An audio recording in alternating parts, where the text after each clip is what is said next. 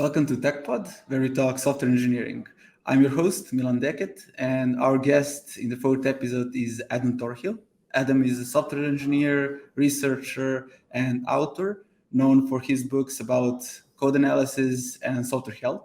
He's also founder of Ampere, where he designed the tools for code analysis. Adam has an exciting combination of degrees. With a background in engineering and psychology, he applies cognitive psychology to software development, focusing on understanding how the organization of code and development process impact our code quality and maintenance. On today's agenda, we'll talk about Adam's career path, uh, on how the businesses can impact our code and the other way around. And we'll wrap it all up with a talk about Adam's book called Your Code as a Crime Scene. Hi, Adam. Thank you for joining us today. So how are you today? Thank you very much. I'm great, and it's fantastic to be here. So thanks for having me. Yeah, of course. So when I got the note, basically that you accepted our invitation to join the podcast, so I was quite amazed by your career. So maybe I would like to start there, where you can introduce yourself, speak about your career path, and the last many years that you're in the industry, how it all went. Sure, I'll be happy to do that. I tried to summarize it. So basically, my first ever exposure to software was in the late 1980s. I got the Commodore 64. And what was so fascinating about that machine is that you couldn't even load a game without actually typing in a basic command, right? So you were programming by default. And after a while, I suddenly got interested in, okay, how are these games actually built? So I started to develop some games and get a little bit of experience in that. Then a couple of years later, in the early 90s, I took my first degree. I started to study electrical engineering, but I was always mostly interested in programming and software development. So the first ever job I got, that's almost 30 years ago, was as a software developer. And I worked for a bunch of different product companies, pretty large companies, various branches like safety critical systems for the railway industry. I worked for the defense industry. I worked in finance, healthcare, a bunch of different stuff. And pretty soon in my career, I kind of noticed that, this kind of software development that I do at the company is very different compared to what I had been doing on my C64, because suddenly it was no longer just me, right? You had a whole team, you had a whole organization. And I've simply found it incredibly hard to understand software at that scale. It was like every individual had their piece of knowledge, but no one had a real holistic picture. So I kind of start to think about that. Why is it so hard to understand software? Why is it so hard to succeed with software at scale? Because let's be open about this. Most of the projects I saw, they kind of, they went wrong. They went horribly wrong. Missed deadlines, delivered with incomplete scope. So I got interested in that, and I kind of decided to look for answers outside of engineering. So I went back to university and picked up psychology. And the reason I did this was simply because psychology, I think, has a lot to offer in our traditional technical field, right? Because psychology is very much about how we think, reason, and solve problems, and also how we collaborate with others. So yeah, I did psychology for 6 years, and in parallel to that, I worked as a software consultant. So I had tons of opportunities to kind of match these two fields. Yeah, it's so funny that you mentioned the Commodore. Like, I didn't hear about that thing, let's call it like that, like in a couple, maybe in more than 10 years. And I was a bit too young to have it at home, but it was, it's great to hear about it. And I know a lot of people that got into programming because when they were young, they were just interested in games and how the games were built, like especially like before, like as you said, you need to type in a command in order to run a game. And then later on, it was like when you wanted to download some game that doesn't work, then you have to change something, etc. So basically, the small challenges, I would say, got us hooked to computers and programming basically itself. And your combination of degrees is it's really uncommon, I would say. but it's really, really interesting. And the older I get, the more sense it has to me, like where you have to understand the human psychology and how, in order to understand how the team works. So that's really, really good. Basically, when I read about your degrees, it got me thinking to maybe I would need to read more books about psychology in order to understand people better, basically. Okay, so basically the subject that I want to talk about is one of the lectures that you had on GoTo conference a couple of years ago, and you also released a paper about it, and that's the business impact of code quality.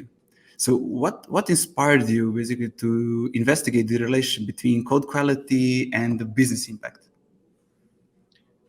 Yeah, that's an interesting one. So basically, it's my experience working as a developer for many, many years. I kind of figured out that, at the surface level, everyone kind of understands the importance of code quality, right? I never heard anyone to say that, okay, it's something we never have to care about, right? Everyone understands that at some level it's important. However, the moment something happens, and that something is usually a deadline, the first thing that flies out of the window is code quality, right? It's first thing ever without the compromise. So we're kind of paying lip service to this thing about code quality. And I started to dig into the academic literature because I thought that surely someone had established some kind of relationship between code quality and the impact on the business. But it turns out that there haven't really been any studies like that.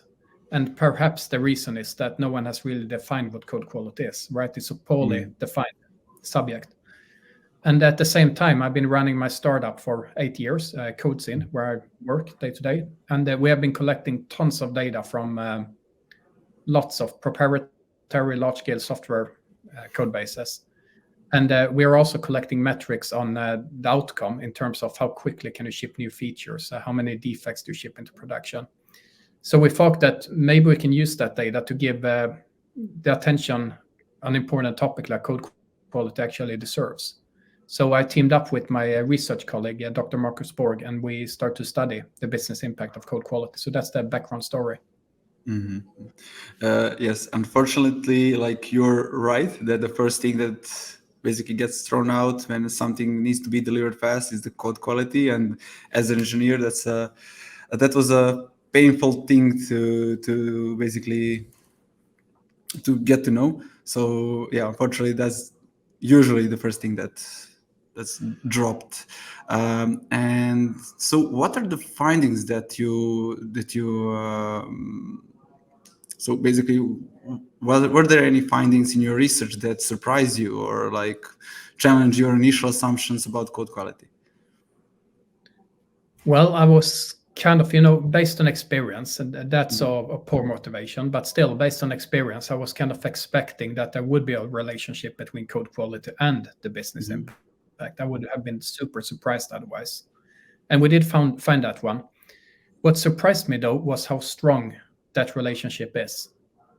So to give you one example, what we found was that when you implement a new task, maybe it's a part of a new feature or maybe it's a bug fix, if you have poor quality code, or as I call it, unhealthy code, then it will take you more than twice as long to do that change. So it basically means that if your organization would have unhealthy code, and you could implement a capability in like 2.5 months, then your competitors with green healthy code, they can do the same thing in less than 1 month. So it's kind of obvious to a business that it's going to be impossible to keep up if our technical foundation is that poor. And that was kind of what I expected. But what surprised me, though, was the second thing we looked at, and that was uncertainty. Because it turns out there's a massive variation in unhealthy code in how long it takes to complete a task. And it turns out that you don't find that variation in healthy code. In healthy code, it's fairly predictable how long it takes to fix a bug or add a new feature, right? Because you can reason about the code. But when the code is unhealthy, it can actually take 10 times longer to implement a thing.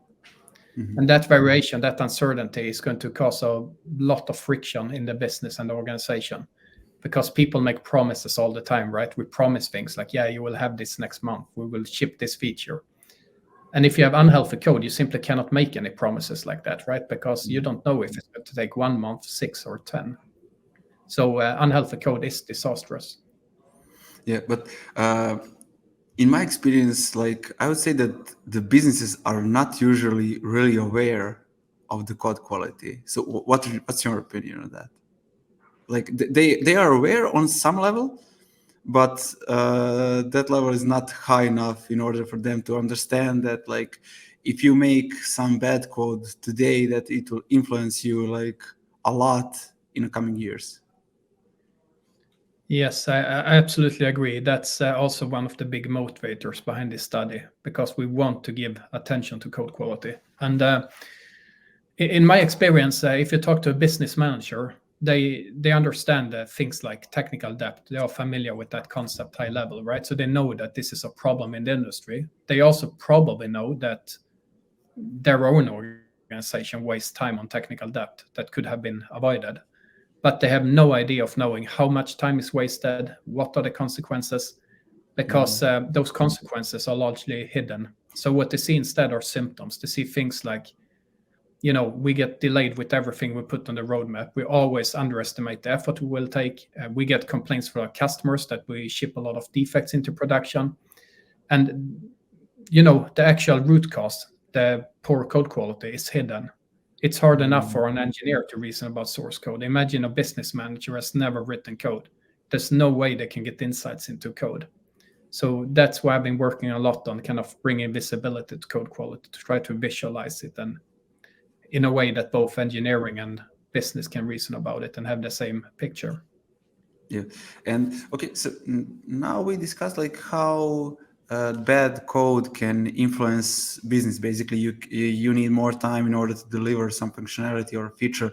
But how does that impact on implementation level, on the teams, on the developers themselves? So, what do you have to say about that?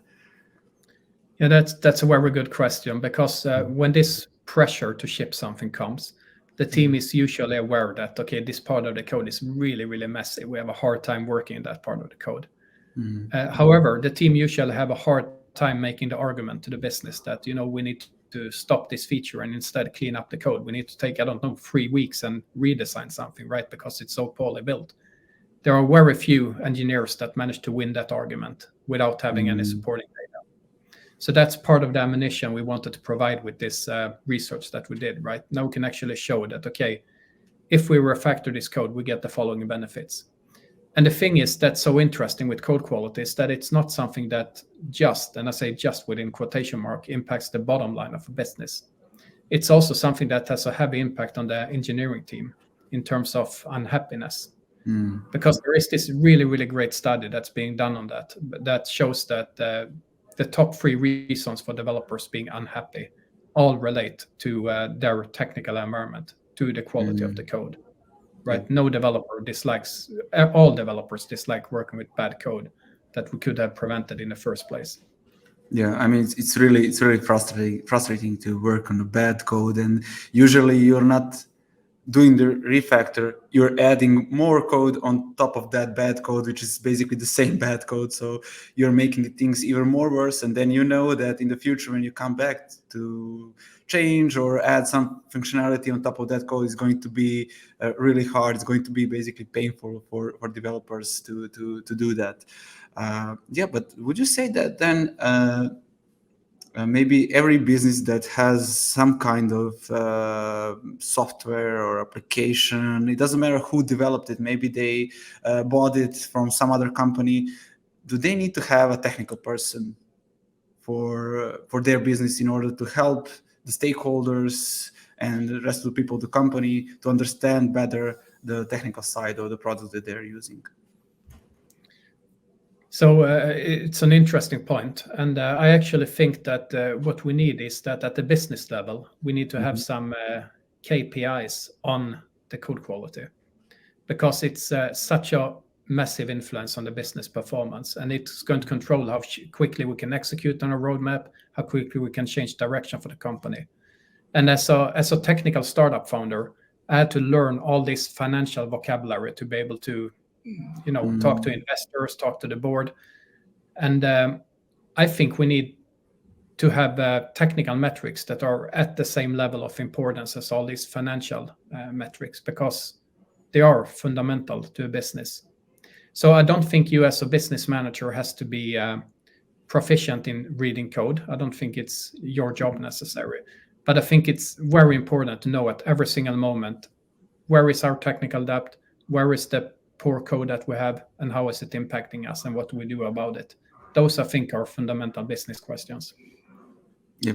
So I would say that developers are like somehow connecting the product and the business side.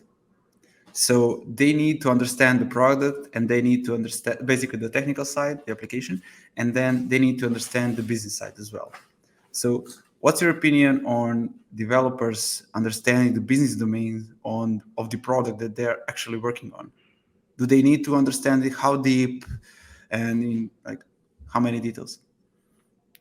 Yeah, I think so. And I think it's absolutely critical that we as developers, we become domain experts in the thing we're building. Mm-hmm.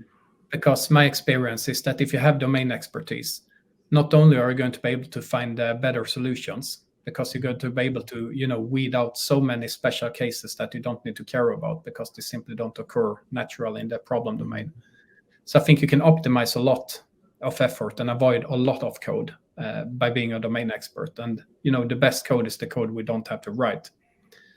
And I also think that if we talk about the next level, like technical leaders, software architects, I think it's even more fundamental that we are domain experts, because it's virtually impossible to build a good software architecture without having domain expertise. And when we lack that piece of the puzzle, what's going to happen is that we end up with heavily coupled software architectures. We end up with software architectures that don't really support the direction the product is moving in. So, yes. Yeah. So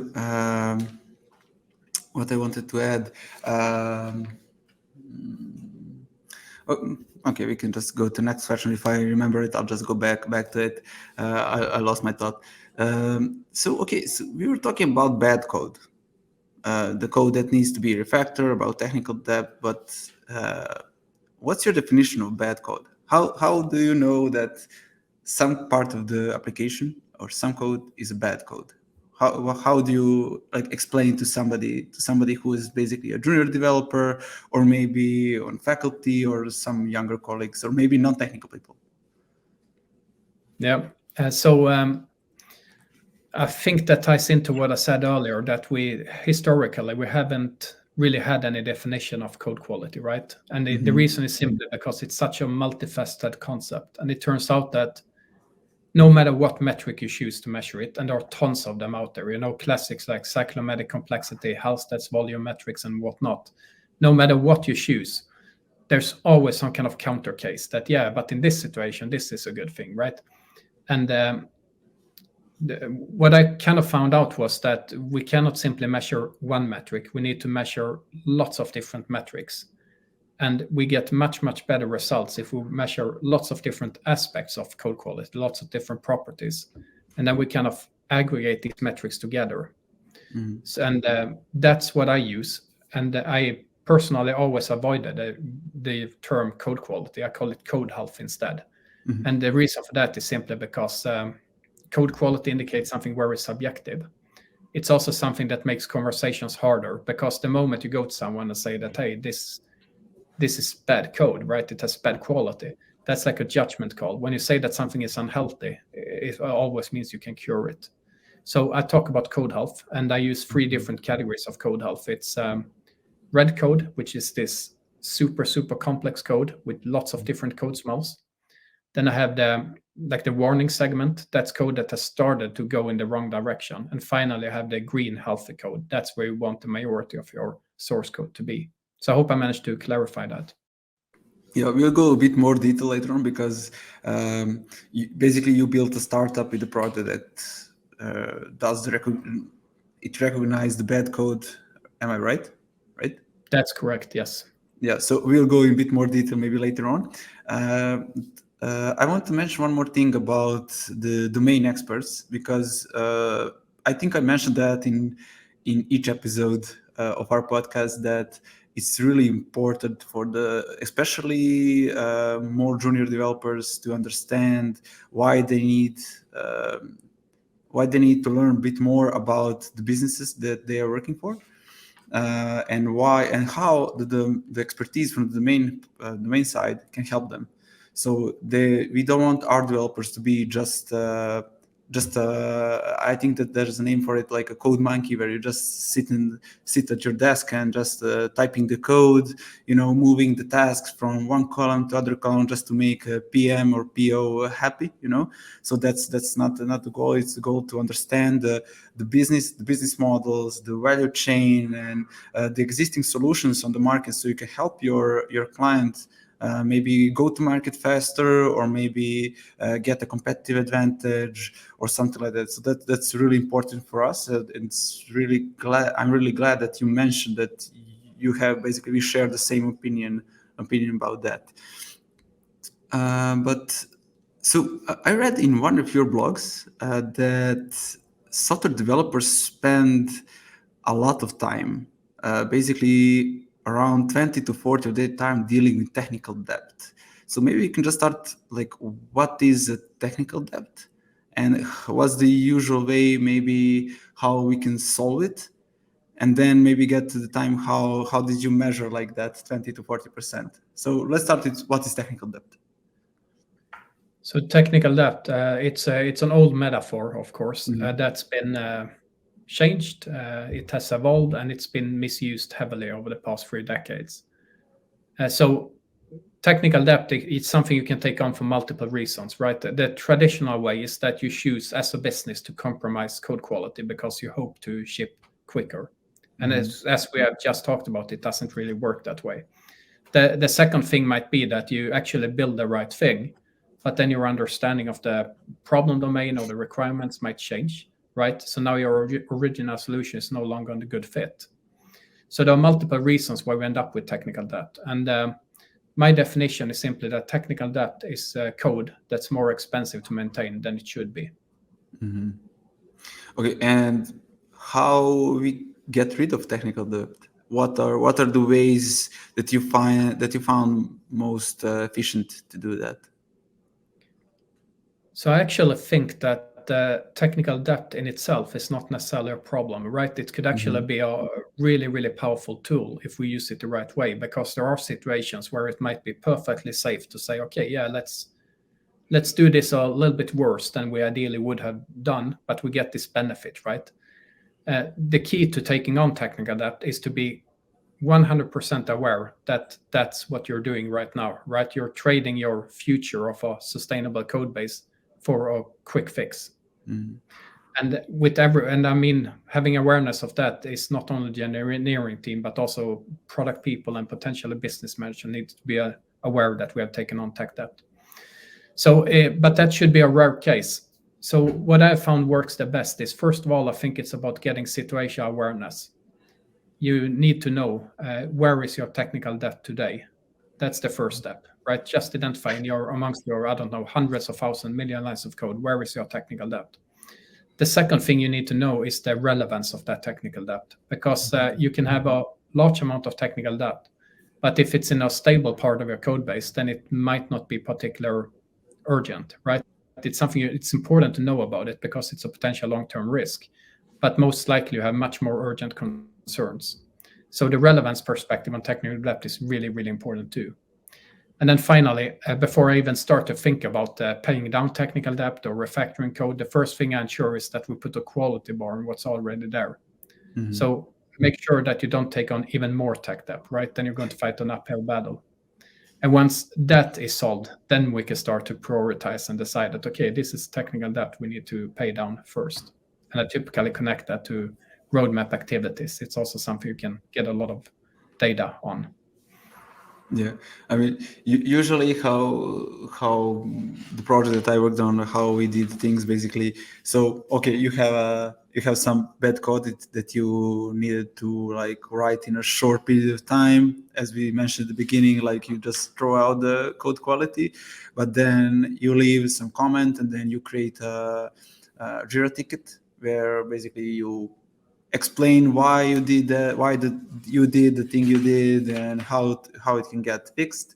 And then when we deliver the feature, if the deadline is short, of course, then after you deliver it, then you can go back basically through your technical debt tickets and then just go one by one and see how you can fix it. Of course, that takes some additional time, but for the business, that was usually okay because they deliver the feature on time. So if the feature is working, like the customer that's using the product, they don't care if the code maybe is good or bad at that moment because the feature is working. But then for you and the team that developed the product, then they have some issues that they need to resolve in order to make basically code more maintainable and prepare it for the future development. And how can do you have any other tools except maybe yours, the code scene that can help identify maybe part of the code? Or because I know there are a lot of tools on the market, but why should we maybe use code scene and not some other tool? So it's interesting because CodeScene was actually created as a reaction to the traditional tools because there are tons of tools out there. And I think that the traditional tools, the ones that are widespread and in mainstream use today, they are largely static analysis tools, different types of linters. And I think these kind of tools, they are super important. To me, it's like a simple hygiene factor, right? It's something I would use when I write code, right, to get some quick feedback. The thing is that these tools, what they do is that they actually look for, part of what they do is that they look at style issues. And it's something that I would probably ignore. It's, it's not that super important actually. What's important though is that these tools can catch certain types of bugs. So that's why they're useful when I write the code. What they cannot do, however, is that they can never, ever catch technical debt. They can maybe catch some complexity structures, but the important aspect of technical debt is not, it's not the time it takes you to pay down the technical debt or rewrite the code. It's the additional time you need to spend on maintaining that code. And that's something you just cannot see in the source code itself. So that's why I've been working for the past 10 years on seeing how can we bring that perspective on top of the code. And what I find works best is to use data from version control from tools like Git. So instead of just looking at the code, I go to Git and I pull out a bunch of statistics that shows how has the development organization actually interacted with the code we're building. And that way you can easily identify the high interest technical debt, and you can separate that from the low interest technical debt, the technical debt you can actually live with. So I call this technique hotspots. I've been writing a lot about it in my books, and it's, I think, an essential tool if you want to truly manage technical debt at scale.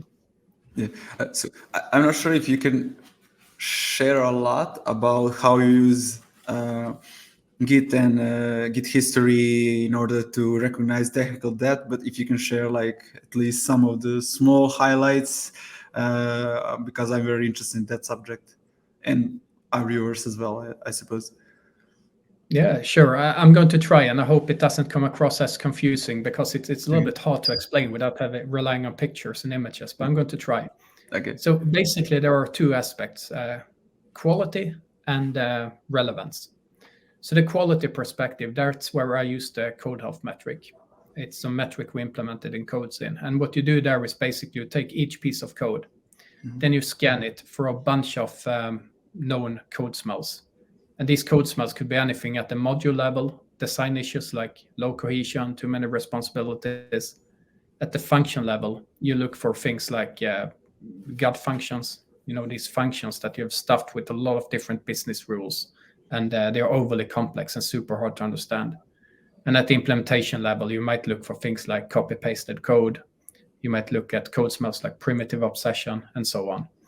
And then we weight all of these together. So now I know the code health of every single piece of code. I know if the code is red, yellow, or green. That's the first step. What I do now is that I go to Git and I basically pull out the version control log, or the tooling does that for me. And then it looks at where in the code have we made most changes. And typically that's a combination of commit activity and the number of lines of code we change, right? And what you see when you do that is that changes to the code are never, ever evenly distributed. They are distributed more according to like a power law. meaning that most of your development activity is in a very small part of the code base, maybe just 2-3%. And that means that you want to look at, that's what I call hotspots, your development hotspots. So you want to take those hotspots and you want to make sure that all code inside those hotspots is green, that it's healthy. Because even a minor amount of technical debt in a hotspot will soon become very expensive due to all that development activity, right? Each developer has to pay the price for that tech debt. Did I manage to explain that? Yeah, I liked how you said at the end that basically each developer needs to pay the price for basically the code that they wrote. That we need to be responsible basically for the things that we wrote and we did. So that's really good. And while reading your blogs, I came across a really interesting theory, I would say, and that's the broken window theory. What can you tell us about that? What is the broken window theory, and like how does it work? So the broken window theory, it's I think the book that popularized it in software is the Pragmatic Programmer, actually, a long time ago. But the broken windows actually comes from, it has nothing to do with operating system. Let's be clear about that. It's from sociology. And it's basically the observation that if you have, let's say, an abandoned building, right, and someone smashes a window in that building, if you leave that unrepaired, then it's a signal to everyone else that no one really cares about this building, right? So pretty soon you will see that people do all kinds of stuff, right? Maybe they smash a second window, maybe someone breaks the door, maybe someone paints graffiti, because that broken window signals no one cares. And the idea when applying this to software is that when we compromise code quality and we leave it unmitigated, right, then it's another signal that no one really cares what this code looks like, right? So when you come along as the next programmer, it's pretty easy to add to those broken windows. And it's actually pretty well supported by academic research, because what that line of research shows is that technical debt is, I always thought myself that it's something that kind of grows over time, right? Code starts perfect and nice, and then over time it kind of degrades. But that's not what's happening. It turns out that when you find a module with lots of technical debt, it turns out that all that technical debt was there from the very start. So basically what you did is that you added a module with a broken window, right? Signal that no one cared, and it just degraded from there. Yeah. To be honest, I didn't hear about the theory before I read your blogs, but when I read it and I did a bit more research on what is the broken window theory, how it works, not just in IT or in development, but in such social ways also. So it was really like, yes, like this is completely true. But like when you start writing bad code at one place, it just, as you said, like somebody comes later on and see, right, it's bad code. So, okay, I'm not going to fix it because it's already bad. Maybe nobody cares about it. So I'll just add a couple more lines. I mean, who cares? Who will know, etc. And then like we get even more broken windows in the code, basically. So that's really interesting part.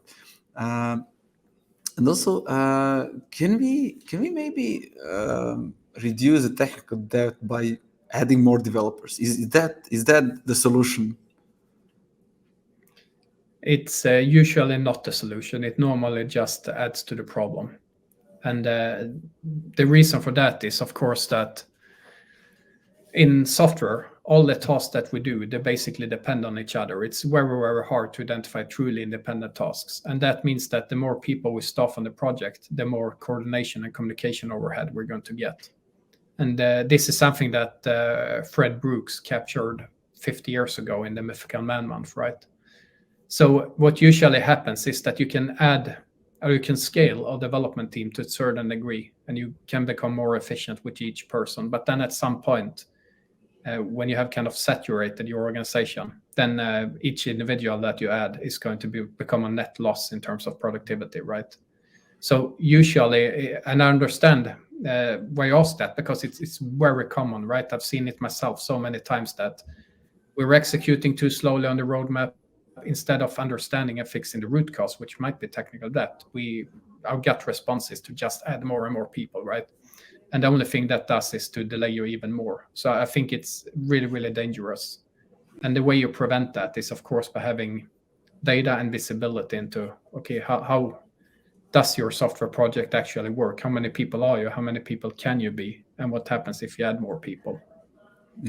Yeah. So most of the time when I speak to clients and I say, okay, for that feature or application, let's say we need a year, and that's like we need 5 people in the team, and they immediately go, okay, we need 6 months, then that's 10 people, right? Then Yeah. I have to explain like it doesn't work that way, because I mean sometimes it can work, but usually it's not. Then I try to explain the most basic way possible. I say like, okay, if for a ship to go from the point A to point B it takes a year, you cannot add another ship and then it will take a half a year. So it will just take the same year it will need to get from the point A to point B. Yeah. So yeah, maybe when I start talking about it, I'll just say, okay, so Adam wrote about this. I'll share his blog and Brooks Law, and where you can get to get to know a bit more about it, because it's really interesting subject. Okay, Yeah, it's actually, I could add that I actually experienced that myself a couple of times, right? But what's interesting is to also experience the opposite. So I worked on this project, it's like 15 years ago now, maybe, back in my days as a consultant. And it was a project that was delayed, like most projects, right? And the gut response again had been to add more and more people. It got even more delayed. And suddenly we were faced with a situation where it had to ship in 3 months, or the company would be having to pay some heavy fines. So I was part of that like task force that was expected to rescue that project, right? And I haven't been part of it before. And there were like 25 people working on it. And after doing an analysis, the management team asked us, okay, but how many additional people do you need to pull this off and deliver it in 3 months? And I said 5. So you want to go from 25 to 30 people? And I said, no, you're misunderstanding me. I said, we want to be 5 people in total. And the fact that we had become absolutely crazy, right? Because we're going from 25 people to 5 people, and now we're supposed to ship in 3 months. But that was actually the sweet spot for that project, right? That's where each individual can execute to the best of their capabilities and can minimize coordination and communication. It's so much more efficient and much more fun to be part of a project like that. Yeah. As you said, basically, as you add more people, the communication between the people in the team and everything just starts getting more complex. Then you have more people to manage, and basically you're losing time. It's not, I would say it's a lot of time per day. Maybe that's half an hour, maybe an hour. But then when you spread that across 6 months or 3 months in your case, that's a lot basically. And let's say you have a good technical people, you have a really good strong developers, but then they need to get to know, if you want to add more, then they need to get to know the business domain as well. And that's the thing we talked about like 20 minutes ago, that business domain, the basic domain experts are also really important, because they need, even though you're good at technical, strong technical person, you still need time in order to onboard yourself onto the project, onto the business domain, also in order to understand it, and especially if the deadline is like nearby, or it's so basically that's some things that businesses usually let's say forget about it, or maybe not aware of it. Okay, so what advice would you give to software developers looking to balance basically the high quality with the pressures of fast-paced development environments? So how would you balance not throw the code quality out the window, but to keep some code quality and ship features fast? Yeah. So I think there are a couple of steps that I've seen work really well in practice. And I think the first is to make sure that everyone in the company that is involved, not only engineering, but also product and management, have the same situation awareness of what the code health looks like in a code base. And in order to bring non-technical people into our otherwise inaccessible world of code, we probably need to use tools that are capable of visualizing the code base, right? So we can reason about it. So what I tend to use are these simple code health maps, where you can simply see every single module at a glance, and you can see the colors representing the various code health categories. And if you make it a habit to include that in your planning meeting, then you can catch a lot of risk and opportunities up front, right? So if you sit down with your product people and they have like, we have 5 features that we want to add to this part of the code base. And then you look at the map and you see that, okay, but that's yellow and red code. Are you comfortable that this might take us 10 times as long as you expect? The answer is probably no. So what you can do now is that you can make the decision and say that, okay, let's improve this part of the code because it's strategically important to us and the code health is poor. If we do that, then we're going to get the following benefits of lower risk, quicker execution. So I think that's super important that we get to have these conversations. And what I would also do is I would also make sure that I introduce some kind of quality bar, right? So that each time we modify the code, we run some checks and ensure a minimum level of code health. And the best quality bar I've found is to use the current state of your code, right? As long as it doesn't get worse, you're probably already doing better than 80% of all projects out there. Yeah, I completely agree. And I saw the output of the code scene, basically the image that you were talking about, where you see for each model the color of its health. So basically the green, yellow, orangish, something like that, and then the red one. So I think that helps developer basically fight for their time to reduce the technical debt. Usually, technical people are not so good in explaining or basically telling the product that they need more time and convincing the product that they need more time to fix something, improve something, but that will not bring at this point of time, that will not bring any improvements to the final customers, but they will improve the maintainability and the future development. So I think that's really great tool to help developers basically ask for more time with better arguments, I would say. Okay, and Adam, you wrote a really interesting book. I would say just by the title, it's really interesting, and then when you get a bit more into it, it gets you even more hooked into reading it. And the title is "Your Code as a Crime Scene." Can you describe us what's the inspiration behind the book? What's the book about? And tell us a bit more about that. Yeah, sure. So basically, the work on Your Code as a Crime Scene came from my experience as a software consultant. So moving back in time, 12, 13 years, I worked in various technical leadership roles where I consulted. And one of the things that happened was that I often found myself to be this bridge between the engineering team and the product side. And very, very often I found that my job was to try to say no to the business, right? Because we're usually trying to push ahead with new features that we weren't really ready to implement, maybe because we had some poor code health in parts of the code. So I wanted to kind of, raise awareness of that and say that, before you go ahead with this feature, we need to clean up this thing. And what happened was that I found it really, really hard to communicate around something as deeply technical as code. So I've tried to use these traditional code analysis tools. I used like early versions of SonarQube and that kind of stuff. But what I found was that they are way too low level, right? They might have some meaning to me as a developer, but I mean, the moment I go to a non-technical business manager and mention something like, we need to refactor this because it has a high cyclomatic complexity, right? The moment I say cyclomatic complexity to them, they're never, ever going to talk to me again. So I needed to have something more high level. And that's where I kind of realized that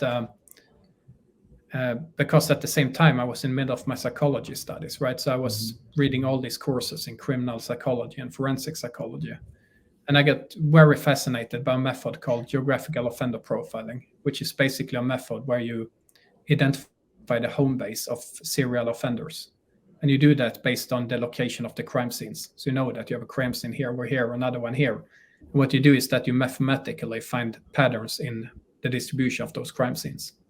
So I started to think that wouldn't it be great if we could do the same thing for code, if we could pick up this code base with like 1 million lines of code and say that, we have all this code, but the part of the code that's really, really important to us right now is just this part, because that's where most of our work patterns show up.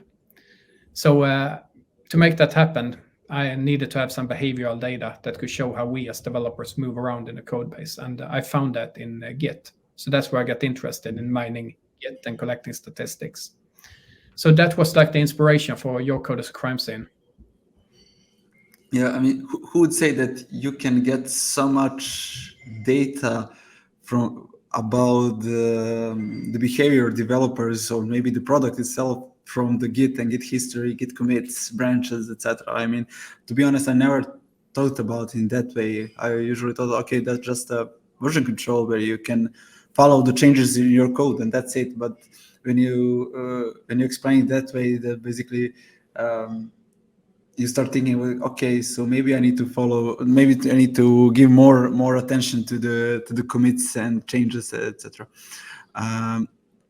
Okay, can you tell us about, let's say, most critical strategies that you propose for analyzing code bases? Or, okay, you mentioned Git bar and serial offenders. Do you have anything else interesting to share with us? I mean, there are so many different techniques that I try to cover in Your Code as a Crime Scene and that we implemented in CodeScene. But the three categories I like to mention is the code level hotspots. We already talked about them. That's like that's like the fundamental parts. That's always the first thing I do. I try to identify where are the hotspots, because that's usually where the most important and interesting parts of the code base are. The next thing I start to look at then is dependencies. But I don't look at the traditional dependencies, because if you try to calculate dependencies from the source code, what happens is that you end up with so much information, right, that the interesting signals are going to be drowned out. So what I do instead is I use a concept I call change coupling that I wrote about a lot in Your Code as Crime Scene, which is basically identifying patterns in how we as developers work with the code. So what you see is usually that as a developer, I might make some change over here in a module, but each time I do that, I have a predictable change over here. And it could be something as simple as, a unit test and a unit under test.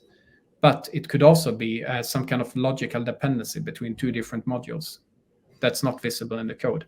So I try to highlight these change patterns, and then I try to evaluate them from the perspective of the software architecture. And in particular, what I look for are any surprises there, because they're usually quite expensive. The third category of techniques I use relate to knowledge, and in particular, knowledge around the code base in the development team, because there is this super important dimension of code familiarity. And I've seen so many examples where people claim that a piece of code is really hard to understand, or code base is a mess and whatnot. And then you measure its code health, and you see that this code is actually quite good.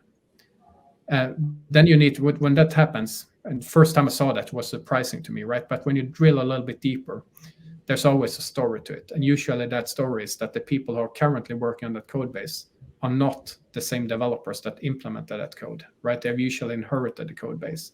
So using Git data, you can actually measure things like the team's code familiarity. And I think that's, again, really important, because if we mistake a lack of familiarity for technical debt or poor code, then we're going to waste a lot of time refactoring and rewriting something that doesn't need to be rewritten, right? What we need instead is perhaps a better and more structured onboarding, right? An opportunity to learn and time for learning. So those are like the three general strategies I use. Yeah, regarding the last strategy, as you said, I would agree. I would agree on that we need usually better onboarding of the developers on the projects, but also when developers come across some hard to read code, sometimes they are a bit lazy. And then if it's hard to understand from the second try, they usually go, okay, I need time to refactor this because this is not good. I mean, who worked on this? Can I change it? So yeah, I would say that onboarding thing that can help, but also we need to be less lazy in order to understand the code behind it and why is it written the way it's written. Okay, and so that's the first edition of your book, and if I understood correctly, you have the second edition coming out soon, or maybe it's already out.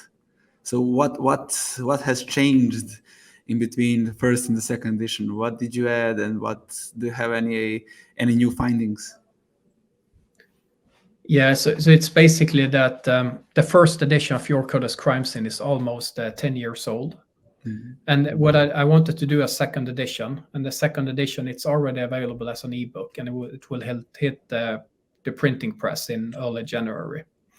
So the book is written, and the reason I want to do a second edition was that I wanted to reflect my experience of working with these techniques full time for almost 10 years, right? Because I learned so much about them.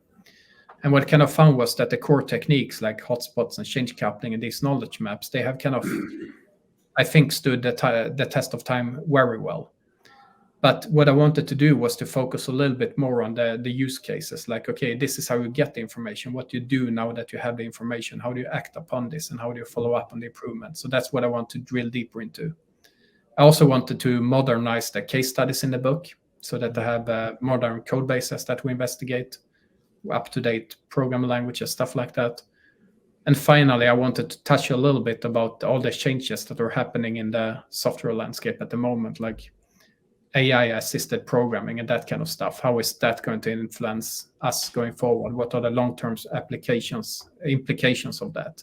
That's also stuff I want to go into. So it's a massive update. I think I managed to keep the gist of the book there. The soul of the book is still there, but there are a lot of improvements in the book. I'm really happy with it. Yeah, I'm really glad that you mentioned AI. So what's your, let's say, personal opinion about ChatGPT helping us writing code, or copilots and the rest of the AI tools integrated into our IDEs? It's interesting because I'm actually part of a research project now where we investigate that kind of stuff. So I hope that we can publish some numbers pretty soon. But my general take on this, like so many other people, I'm pretty excited about it. I think it's super interesting. And there is definitely some value there. But I also think that the technology is very much overhyped. And what I also see is that, a year ago, there were these kind of wild claims that programmers are going to become obsolete. And I think now we all realize that's not going to happen anytime soon. And the consequence of that is that we're going to have, for many, many years to come, we're going to have a hybrid model where we as humans need to understand code that might have been written by a machine. And that means that we're going to be in a constant onboarding mode, which is one of the most expensive phases you can be on in a project. So I like to think that this situation is going to make things like code quality, automated tests, all these kind of practices, they're going to become even more important because I think we need to put a quality bar on the AI code too. Because let's face it, AI out of the box performs pretty poorly when it comes to both generating and rewriting and improving code. Yeah, I agree. So at the moment, the AI is basically a supporting tool for developers, and maybe in a couple decades, I'm not sure how many years, maybe we can get it will be the other way around, where, as you mentioned, we'll go through the AI's code and maybe do some changes, or basically the AI will be rewriting most of the code, where the humans will just do some minor changes or something like that. That's really, really interesting approach. Okay, and so you mentioned that the AI will also help the code analysis, etc. So, except the AI part, where do you see the future of code analysis and forensic psychology in software development? Yeah, so what I think is important is to focus on making things actionable. So I can kind of see that with my startup, right? It's been a long journey, and we kind of started out by just being able to discover and present problems. The next step is to kind of give more insights into those problems. Why are there problems? What can they do about it? Because that helps us act upon them and prevent them. And I think that the next natural step is to make it even more actionable, to simply suggest better ways of doing things. So that's the general journey. And when it comes to the analytic part itself, I think the way I envision it going forward is that I think it's not so much about changing what's there. I think the core techniques have stood the test of time well. I think it's rather about augmenting that information with more product-specific things. So maybe there might be some domains where it's super important, like, I don't know, trading, for example, it's super important with performance. So maybe you want to augment your hotspot analysis with performance measures so that you know, do we have any hotspots in performance critical code? If we have, then it's super important to know about that because it's going to constrain what I can do with that code. So I think it's about bringing in more information sources. That's what I think is the future for behavioral code analysis. Awesome. Yeah, thank you about those opinions for the future of code analysis. And do you have a message? So since we are basically coming to an end of the episode, do you have any message for our viewers and listeners that you would like to share? Yeah, sure. So my message to you is that healthy code is a competitive advantage to business. And one of our responsibilities as software engineers is let's help our business understand that it really is a competitive advantage and that they can get those insights and they can understand something as technical as code without needing to code themselves. Great message, Adam. Okay, since we're coming to an end, I would like to say that I was really enjoying talking to you, and it was really thoughtful, and I learned a lot, especially while reading the blogs and the lectures, etc. And hopefully, I'll get the second edition of your book to see what has changed and all the things that you mentioned a couple minutes ago. So it was an honor hosting you in this podcast. Yeah, thank you very much for having me here. A true honor to be here. I really enjoyed our chat, and good luck with everything. Thanks, Adam.